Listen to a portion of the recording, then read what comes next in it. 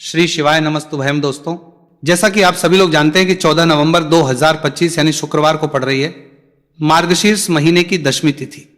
और दोस्तों, ये वो तिथि है जो मार्गशीर्ष महीने में पड़ने वाली सबसे बड़ी तिथि है, क्योंकि ये शुक्रवार के दिन पड़ रही है, जो बहुत ही खास है। और दोस्तों, आप सभी लोग जानते हो कि मार्गशीर्ष महीने की शुक्रवार दशमी तिथि का अगर सबसे बड़ा कोई उपाय है तो वो एक छुटकी काले तिल वाला उपाय है। तो इस शुक्रवार के दिन आप लोगों को इस एक छुटकी काले तिल वाले उपाय को जरूर करना है। बहुत सारे लोग होंगे जिन लोगों ने इस उपाय को ना किया हो, मतलब पूरा साल निकल गया, उन्होंने किसी भी दिन इस एक छुटकी काले तिल वाले उपाय को ना किया हो।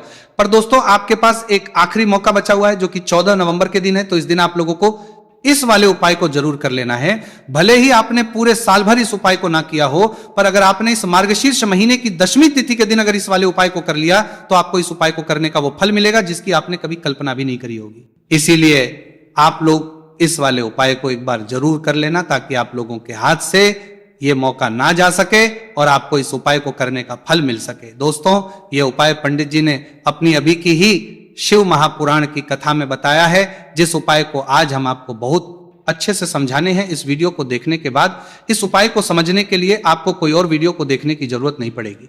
तो चलिए दोस्तों, उपाय को शुरू करते हैं। देखिए, ये इस मार्गशीर्ष महीने के शुक्रवार दशमी तिथि के दिन ये इतना खास होता है, इतना महत्वपूर्ण होता है। देखा गया है कभी कभी बड़े बड़े पूजा पाठ अनुष्ठान से जो मनोकामना पूर्ण नहीं होते, वो मार्गशीर्ष महीने के शुक्रवार दशमी तिथि के दिन एक छोटे से उपाय करने से ही आपकी मनोकामना पूर्ण हो जाती है।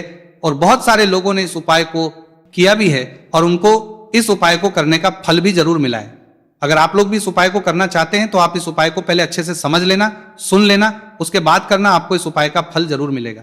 और इस उपाय को कर लेने से आपके घर में चाहे किसी भी प्रकार की दुहक और समस्या क्यों ना चल रही हो, आपको उसका कारण भी नहीं पता है कि भाई यह समस्या किस कारण से रही है, उसका कुछ भी कारण हो सकता है, जैसे पितृदोष हो सकता है या किसी भी तरह का मंगल दोष भी हो सकता है। तो इस दिन आप लोगों को यह वाला उपाय कर लेना है। यह एक ऐसा उपाय है जिस उपाय को अगर किसी विशेष दिन पर किया जाए तो भाई उस विशेष दिन का जो है वो तो हमें मिलता ही मिलता है, पर हमने उस दिन पर इस एक छुटकी काले तिल वाले उपाय को किया है तो हमें उससे भी बड़ा फल मिलता है, और फल बहुत जल्दी मिलता है, क्योंकि आप इसको बहुत ही बड़े और विशेष दिन पर कर रहे हो। तो चलिए अब उपाय के बारे में बात करते हैं। लेकिन उससे पहले आप लोगों को यह जानना आवश्यक है कि आखिर ये उपाय किस समय करना है, किसको करना है और कैसे करना है। तो चलिए हम आगे आपको वीडियो में एक एक करके बता देते हैं। लेकिन उससे पहले अगर आप लोग हमारे चैनल पर नए हैं तो हमारे चैनल को सब्सक्राइब कर लेना और इस वीडियो को लाइक करके कमेंट बॉक्स में श्री शिवाय नमस्तुभयम ओम नमः शिवाय जरूर टाइप कर देना। तो दोस्तों, इस एक छुटकी काले तिल वाले उपाय को हमें इस शुक्रवार के दिन कैसे करना है, किसको करना है, किस समय करना है और कहां पर करना है, ये सारे सवालों के जवाब आपको इस वीडियो में मिल जाएंगे। और जो ये वीडियो देखेगा भाई, उसको एक छुटकी काले तिल वाला उपाय जरूर करना चाहिए, क्योंकि इस दिन एक काले तिल का भी बहुत ही बड़ा और विशेष महत्व होता है। और जब बात आ जाए एक छुटकी काले तिल की, तो ये सोने पे सुहागा वाली बात हो जाती है और ये एक बहुत ही बड़ा उपाय हो जाता है शुक्रवार दशमी तिथि का।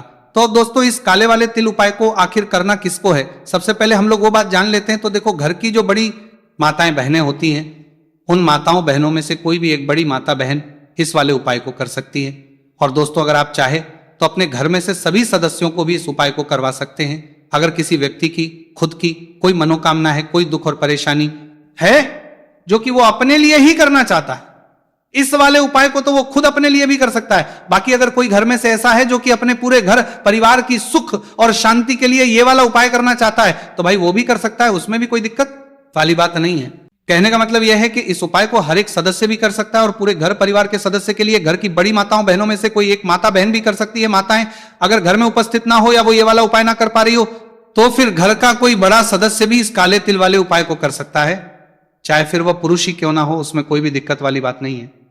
अब दोस्तों, इस एक छुटकी काले तिल वाले उपाय को हमें करना कहां पर है, इसे हमें तुलसी के कियारे के पास में जाकर करना है। बहुत सारे लोग प्रश्न करते हैं, हर एक उपाय को करते समय क्या हम इस उपाय को घर पर या मंदिर में कर सकते हैं। देखो, तो इस वाले को आप घर ही करोगे तो अच्छा रहेगा। अगर घर पर तुलसी का पौधा नहीं है तो शिव मंदिर में उपाय को करोगे तो भी अच्छा होगा इस वाले उपाय को। उसके बाद में दोस्तों, जो अगला प्रश्न निकल कर आता है वो यह आता है इस उपाय को लेकर के आखिर इस उपाय को हमें किस समय करना है, सुबह के समय करना है कि शाम के समय करना है। तो देखो, इस वाले उपाय को आप लोग सुबह के समय भी कर सकते हो और शाम के समय प्रदोष काल में भी कर सकते हो। अब अगर आप पूछो कि भाई साहब सबसे उत्तम समय कौन सा इस एक चुटकी काले तेल वाले उपाय को करने का, तो हम आपसे बस यही कहेंगे कि इस उपाय को आप शाम के समय करेंगे तो ज्यादा बेहतर होगा। बाकी अगर सुबह के समय भी करेंगे तो भी अच्छा होगा, उसमें कोई भी दिक्कत वाली बात नहीं है। तो अब दोस्तों जो अगली सबसे बड़ी और महत्वपूर्ण बात आती है वो ये आती है कि सुबह अगर हम उपाय को करेंगे तो हमें कितने बजे से लेकर कितने बजे तक के बीच में करना है, और शाम के समय प्रदोष काल में करेंगे तो हमें कितने बजे से लेकर कितने बजे के बीच में करना है। तो देखो, सुबह जितनी जल्दी हो सके आप उपाय को करने की कोशिश करना। बाकी अगर किसी कारणवश लेट भी हो जाओ, थोड़ी देर भी हो जाए, तो 10 या 11 बजे तक भी आप उपाय कर लेना, पर 12 बजे से ज्यादा देरी ना हो, ठीक है, इस बात का ध्यान रखना। उसके बाद में दोस्तों अगर शाम के समय प्रदोष काल की बात करें, प्रदोष काल का जो समय है होता है वो शाम के 6 बजे से शुरू है। मतलब शाम के 6 बजे से लेकर 7 बजे के बीच का जो समय होता है यह समय प्रदोष काल का समय होता है। मतलब शाम के 6 बजे से रात 8 बजे के बीच में आप कभी भी इस वाले उपाय को कर सकते हो, उसमें कोई भी दिक्कत वाली बात नहीं है। परंतु शुक्रवार के दिन कोशिश करना कि समय के अंतर्गत ही कर लो, किसी कारणवश ना कर पाओ तो थोड़ा देरी से भी कर सकते हो, आपको उपाय का फल जरूर मिलेगा। तो चलिए बात करते हैं हमारे पहले उपाय की।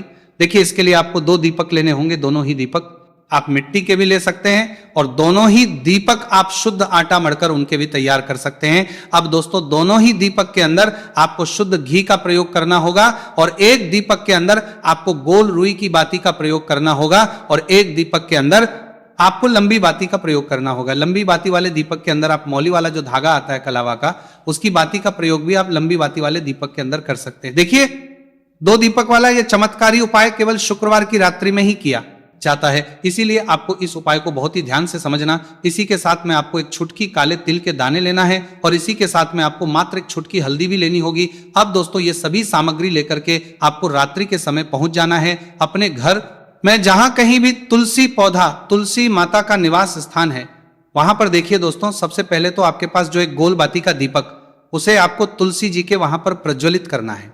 दीपक को प्रज्वलित करते समय आपको ओम नमो भगवते वासुदेवाय इस मंत्र का 11 बार जाप कर लेना है। अब देखिए दोस्तों, आप जो एक छुटकी काले तिल के दाने लेकर के आए हैं, उन्हें आपको अपने सीधे हाथ में रखना है और जो आपने गोल बाती दीपक प्रज्वलित किया है माता तुलसी जी के वहां पर, उसके ऊपर से आपको इन एक छुटकी काले तिल को घड़ी की दिशा में घुमाना है। आपको अपना नाम और अपनी गोत्र को बोल देना है और फिर आपको इन काले तिल को उससे जलते हुए दीपक के अंदर डाल देने हैं। देखिए, काले तिल भगवान विष्णु के पसीने से उत्पन्न हुए हैं और जब भी हम यह दीपक रात्रि में प्रज्वलित करते हैं तो इससे हमें हमारे कर्ज में राहत मिलती है, जीवन में धन प्राप्ति के नए नए मार्ग खुलते हैं। हमारा अगर कोई भी कार्य रुका हुआ है तो वह भी परिपूर्ण होता है। देखिए, गोल बाती का जो दीपक है, विशेषकर हम माता तुलसी के वहां पर भगवान विष्णु और माता लक्ष्मी के निमित्त प्रज्वलित कर रहे हैं। इस प्रकार से आपको यह दीपक प्रज्वलित कर देना है। अब जो आपके पास लंबी बाती का दीपक है, एक छुटकी हल्दी है, तो इससे आपको लेकर के पहुंचना है अपने घर के मंदिर में। आपके घर के माता लक्ष्मी की जो भी प्रतिमा ही मूर्ति है उनके सामने सबसे पहले तो आपको ये लंबी बाती का दीपक रखना है, फिर आपको दीपक को प्रज्वलित कर देना है। दीपक को प्रज्वलित करते समय आपको ओम महालक्ष्मी इस मंत्र का जाप करते रहना है। अब दोस्तों, आपके पास जो एक छुटकी हल्दी है उसे आपको अपने सीधे हाथ में रखना है और इस एक छुटकी हल्दी को आपको उस दीपक के ऊपर से 11 बार घड़ी की दिशा में घुमाना है और आपको ओम महालक्ष्मी नमः मंत्र का जाप करते रहना है और इस एक छुटकी हल्दी को आपको उसे दीपक के अंदर डाल देना है।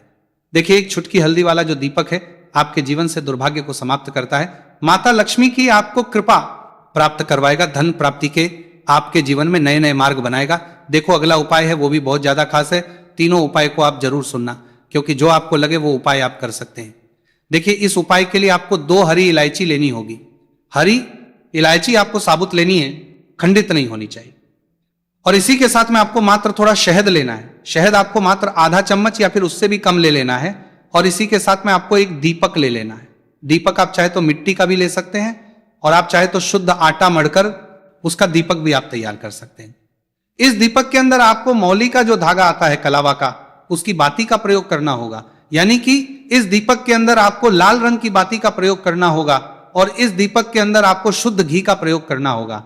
अब ये सारी सामग्री लेकर के आपको अपने घर में जो भी मंदिर है वहां पर पहुंच जाना है और आपको माता लक्ष्मी के किसी भी स्वरूप के सामने बैठ जाना है। अगर माता लक्ष्मी की फोटो है, माता लक्ष्मी की प्रतिमा है तो उनके सामने आपको बैठ जाना। अगर माता पार्वती की प्रतिमा है तो उनके सामने आपको बैठ जाना है, यानी कि किसी भी माता के स्वरूप के सामने आपको बैठ जाना है। अब देखिए, सबसे पहले तो आपको माता रानी के सामने सी चावल की ढेरी बना देनी है, यानी कि सी अक्षत के दाने आपको माता रानी के सामने रखना है। उसके बाद आप जो एक दीपक लेकर के गए हैं, उस दीपक को आपको उन्हीं चावल के दानों के ऊपर रख देना है और फिर इस दीपक आपको माता रानी के सामने प्रज्वलित कर देना है। देखिए, इस दीपक को प्रज्वलित करते समय आपको ओम महालक्ष्मी नम इस मंत्र का लगातार जाप करते रहना है।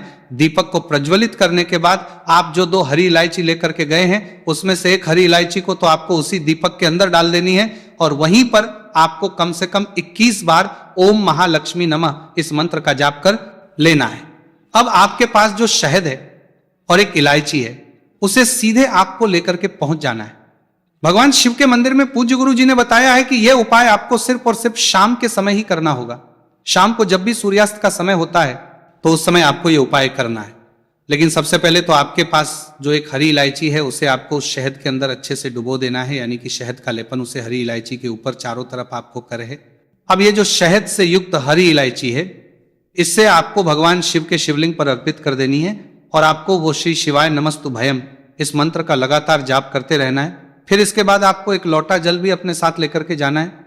तो ये एक लोटा जल भी आपको धीरे धीरे शिवलिंग पर समर्पित कर देना है और आपको श्री शिवाय नमस्तु भयम इस मंत्र का जाप करते रहना है। फिर इसके बाद आपको अपने घर आ जाना है। प्रकार से आपको यह उपाय कर लेना है। तो चलिए दोस्तों, जान लेते हैं गुरु जी द्वारा बताए गए दूसरे उपाय के बारे में। देखिए, इस उपाय के लिए आपको लेना है 11 चावल के दाने। गुरु जी ने कहा है चावल के दाने खंडित नहीं लेने, बिल्कुल साबुत होने चाहिए। उसके साथ में आपको लेना है एक बेलपत्र। बेलपत्र का भी एक नियम है, अगर आपके पास बेलपत्र नहीं है तो आप शिवलिंग से उठाकर उसको पुनः शुद्ध जल से धोकर इस्तेमाल कर सकते हैं। इस प्रकार आपको पत्र लेना है। इसके बाद आपको एक लोटा जल लेना है। अब ये सब सामग्री लेकर आपको जाना है महादेव के मंदिर में। देखो, अब आपको उत्तर साइड में खड़े हो जाना है और सबसे पहले आपको एक बेलपत्र अपने हाथ पर और 11 चावल दाने रखकर शिवलिंग के ऊपर अपना नाम और गोत्र बोलते हुए समर्पित कर देना है और ओम नमः शिवाय, ओम नमः शिवाय, श्री शिवाय नमस्तु भयम का लगातार जाप करना है। अब आपको जो एक लोटा जल साथ में लेकर आए थे उसे धीरे बेलपत्र और चावल दाने के ठीक ऊपर आपको समर्पित करते जाना है और शिव पुराण के मूल मंत्र का 11 बार जाप करना है और अपनी मनोकामना बोलते जाना है। देखो, बस छोटा सा उपाय करना है, देखना एक दिन आपके सब काम बनने लग जाएंगे। गुरु जी का बहुत ही विशेष उपाय है। चलते तीसरे उपाय की तरफ। देखिए, इस उपाय के लिए आपको एक तांबे के पात्र के अंदर सबसे पहले अपने घर से शुद्ध जल लेना है। फिर इसी के साथ में आपको मात्र थोड़ा सा शहद लेना होगा। शहद आपको आधा चम्मच या फिर उससे भी कम लेना है और इसी के साथ में आपको एक प्यारी सी बेलपत्र ले लेनी है। बेलपत्र यदि आपको नहीं मिल पाती है तो भगवान शिव के शिवलिंग पर चढ़ी हुई बेलपत्रों को आप पूर्ण शुद्ध जल से धोकर के उपयोग कर सकते हैं। और बेलपत्र जो है वो कहीं से भी कटी फटी खंडित नहीं होनी चाहिए। अब ये तीनों सामग्री लेकर के सीधे आपको पहुंच जाना होगा शिव के मंदिर में। ये उपाय सुबह से लेकर के शाम तक किसी भी समय कर सकते हैं। देखिए, सबसे पहले तो आपके पास जो शहद है उससे आपको अपने सीधे हाथ की चींटी उंगली के जो पास वाली उंगली होती है, अनामिका उंगली, उसमें थोड़ा सा शहद आपको लेना है और इससे फिर आपको शिवलिंग पर जहां माता सुंदरी का स्थान होता है वहां पर आपको ओम का निर्माण करना है। लेकिन जलाधारी के बिल्कुल बीच में जो स्थान होता है उससे माता अशोक स्थान कहते हैं और इसी स्थान पर आपको शहद से ओम का निर्माण करना है। अब दोस्तों, आपके पास जो एक बेलपत्र है उससे आपको अपने सीधे हाथ की हथेली पर रखना है और महादेव से आपको अपनी वो विशेष मनोकामना, आपके जीवन में जो भी संकट चल रहे हैं, जो भी समस्याएं चल रही हैं, जो भी जीवन में दुर्भाग्य बना हुआ है, आप अपने किसी भी कार्य में सफल नहीं हो पा रहे हैं, तो जिस भी प्रकार की आपकी समस्या उसे दूर करने के लिए आपको महादेव से प्रार्थना कर लेनी है। और फिर ये जो एक बेलपत्र है इससे आपको शिवलिंग पर माता अशोक सुंदरी वाले स्थान पर समर्पित कर देनी है। देखिए, जहां पर आपने ओम का निर्माण किया है उसी के ऊपर आपको ये बेलपत्र भी समर्पित कर देनी है। देखिए, बेलपत्र की चिकनी साइड का हिस्सा शिवलिंग से स्पर्श होगा और इसकी जो डंडी है वो आपको जलाधारी की ओर रखनी है, पत्ती वाला भाग शिवलिंग की तरफ रहेगा। इसी प्रकार आपको यह बेलपत्र समर्पित कर देनी है। अब दोस्तों, आपके पास जो एक जल का पात्र है उसमें से थोड़ा सा जल तो आपको बेलपत्र की जो आगे वाली पत्ती है उस पर आपको समर्पित करना है और आपको श्री शिवाय नमस्तु भयम इस मंत्र का जाप कर लेना है।